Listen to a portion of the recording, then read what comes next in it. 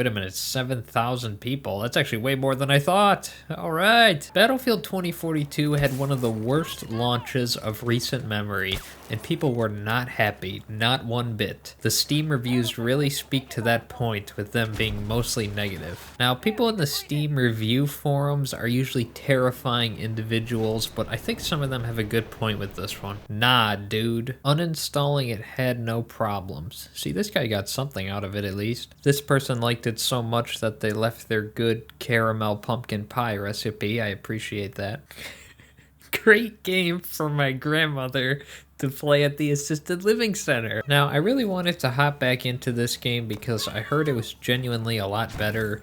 I mean, the past year and a half of updates had to do something, right? When it first came out, it didn't hold my interest long enough, and I ended up with a solid 15 hours of playtime after the first week or so, and then never played it again. In fact, the best thing about this to me when I did play it was getting to replay these remade variations of the old Battlefield games through the new Battlefield Portal mode. When the best part of the new game is getting to play the old games again, I mean, that's probably not a good sign, but I enjoyed Battlefield Portal. I'm kind of a Battlefield fanboy at heart, and I was one of the people that ran to this game's side when it came out and was defending it, saying it's actually not that bad. And then I guess my argument didn't really hold up because I immediately stopped playing the game myself. I had realized the faults of my ways. I just wanted it to be the best Battlefield ever made, and my god, from the trailers, I mean, DICE knows how to market a product, man. Despite the game being unfinished at launch, I'm sure everyone and their mothers pre-ordered this game because of the trailers, and then you play it and it's just like,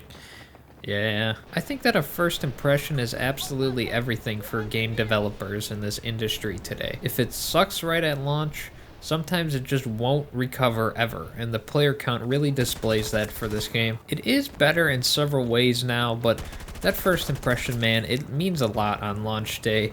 I mean, my first impression coming back to this even now is that it was going to be a terrible time because I couldn't see my character's hands and things wouldn't load immediately. Okay. Alright.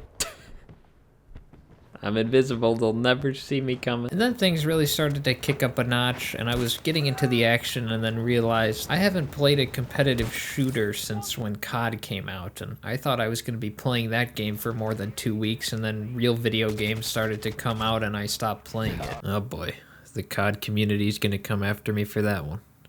Community. But the point is, my first game back in 2042, I was a bit rusty, and then I started having a lot more fun once I started to get back into the Battlefield groove. What?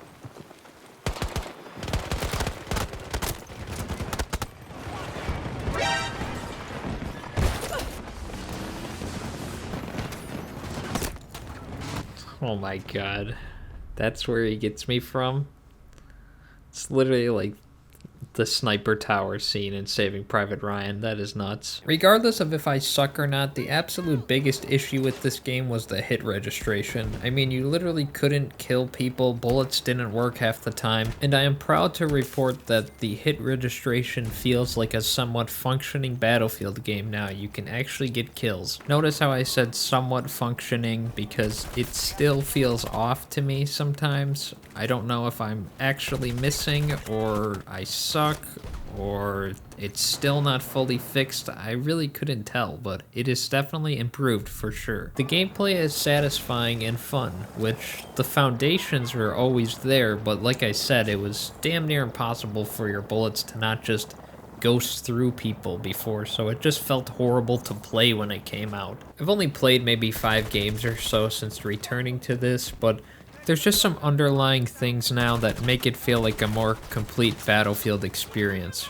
The one that we were expecting at launch. I don't know if it's the new guns, gun tweaks, nerfs, vehicle reworks, but something makes it actually a Battlefield game now to me. The lack of game-breaking glitches helps for sure, but I found myself experiencing more of those quote-unquote only in Battlefield moments. I sound like an advertiser for DICE right now. Now, in a more recent patch, they added, you guessed it, classes. This is how it was for every other Battlefield game, but for this one, DICE made a risky decision that everyone seemed to hate. Maybe one of the most divisive changes ever in a competitive multiplayer game, Battlefield 2042 released with an Overwatch-style operator system. Everybody could pick any character that they wanted, use any equipment and gadgets for anyone, and now things have been limited and put back into these old formats. I was hoping that when I played I would realize more of these changes and that I would see that old-school Battlefield playstyle of teamwork and communication come back to life, and then I realized nobody that I know will play this game again with me, and shit was still completely out of whack with no teamwork. If you're enjoying the class system being brought back and have been playing with people and actually communicating, let me know if it actually makes much of a difference. I'm curious. But it's hard to imagine that implementing this thing that was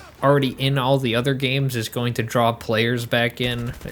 It piqued my interest for like 5 minutes, but I really don't think anybody will care too much. The biggest thing that conflicted me with the game was the ambitious idea of having a Battlefield game take place in the future, but then having to realize it doesn't automatically make for the greatest game. The premise was great, especially knowing how talented the developers at DICE have been over the years, but the most ironic part is how many steps backwards the game took in an attempt to push the franchise into the future. I don't despise it like many others certainly do, but even playing this game within its first week of release, I found myself wanting to turn back the clock and go back to the authentic, immersive experience that was Battlefield 1.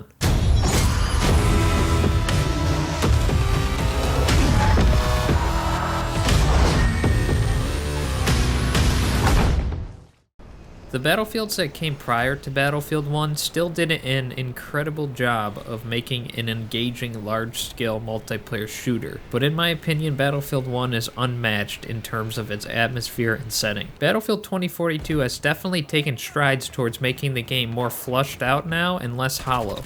It is just a shame that it has taken over a year to do so. People who have waited to play this game are the biggest winners here. The game is even free right now for PlayStation Plus users. PS players who waited and will be getting this for the first time are receiving a much more complete Battlefield-like experience at the cost of $0. Kind of makes you look like a genius. Well played. So, is it worth it? For me, yes, it is. It has been so long since playing it, and I have played so little of it previously, that it feels like the game just came out and I'm like cheating the system or something. Actually, no, not really, because they still got my $65.